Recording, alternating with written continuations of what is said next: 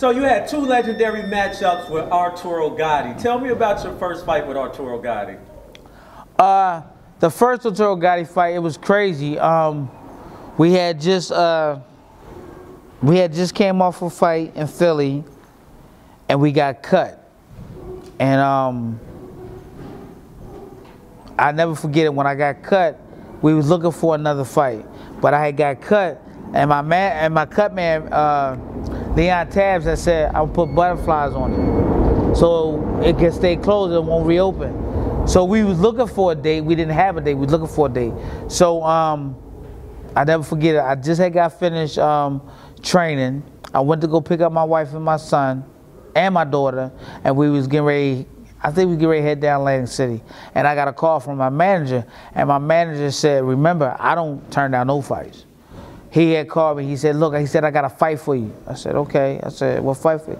He said, "How would you like to fight Shane Mosley?" I said, "Shane Mosley, the IBF champion?" He like, "Yeah." All right, let's go. So I didn't go down Atlantic City. I went home, got ready, came to the gym. Remind you, I still had that butterfly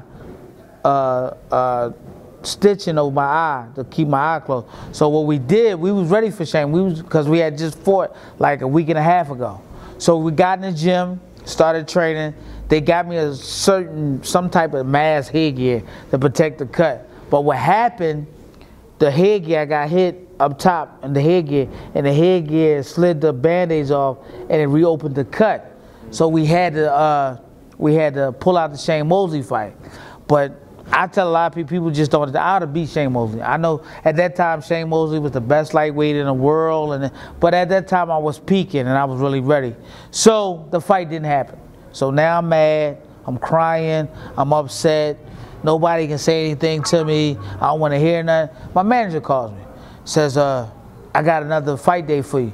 I said, "Well, the cut is open, and there's no way we can fight." He said, "We're gonna fight." He said, "What about Arturo Gatti?" Thunder? Yeah. Let me call you back. I said, my wife's name was Tanya. I said, "Tanya, you know who they want me to fight?" She was like, "Who?" I said, "Arturo Gatti." She was like, "He a killer." I said, "No, he ain't." I said, "Just because you said that, all right, cool." Called my manager back like, "Yo, let's take the fight." My manager called Main Events. They made the fight. Press conference in New York. Everything was good. The fight was signed. Had a big press conference. Everything was good. But I had one problem. I had one problem in the Arturo Gatti fight. He had said to the reporters that you don't bring a knife to a gunfight. So my right-hand man, which was Rennie Carter, as me, my manager, and Rennie get in the car to go back to Philly, I asked my man, I'm like, "Yo, what did Arturo Gatti mean by knife to gunfight?"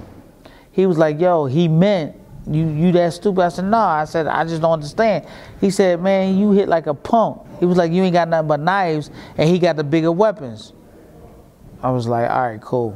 I like, no problem. That's all I kept thinking about the whole time in camp. As people could see off the tape, I was still mad. I was still upset about it. I took that to heart. So when we was getting ready to go out to the fight, to the ring for the fight. Now the whole time in camp, we trained 6 weeks for the fight. The whole time, all I did was just had guys that come at me like Arturo who could punch, this, that, and other. And I trained with Mike Melvin and Anthony Thompson. All I did was just box, just box. Because I know Gatti can't deal with a boxer. So all I did was just box the whole camp. But I was still mad at the fact that what he said at the press conference, that was like 6 weeks ago. After that, we was walking to the entrance of the ring, and we had a little entrance gateway where you can go out to the gateway. I told my whole camp, I said, "You know what?" I said, "Our fight game just went right out the window." He's like, "What you talking about, Ivan?" I said, "Man, I'm going to beat this guy up, man. I'm going right out there. I'm going to get right in his chest, and we're going to fight." He's like, "No, don't do it." It's like, whatever. And I ran out to the ring. That's the last time that we talked about anything prior to the fight. Man, I went out to that fight. It was like, in order for him to win that fight that night, he was going to have to kill me. And that's what he almost did in the 10th round.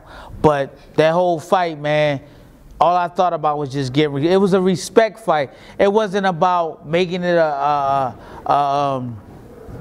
fight of the year or do no rounds of the year. All I knew was just that go in there and beat this guy up, man. This guy was going to kill me to win this fight.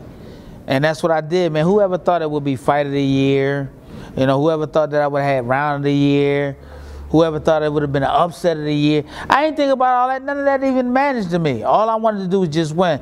And then after I won, it was like I had to sit there and think when I got in my dressing room. I closed the door. I had nobody in the dressing room. And I just sat there and I cried. I was like, damn, I just actually beat the #1 guy in the world.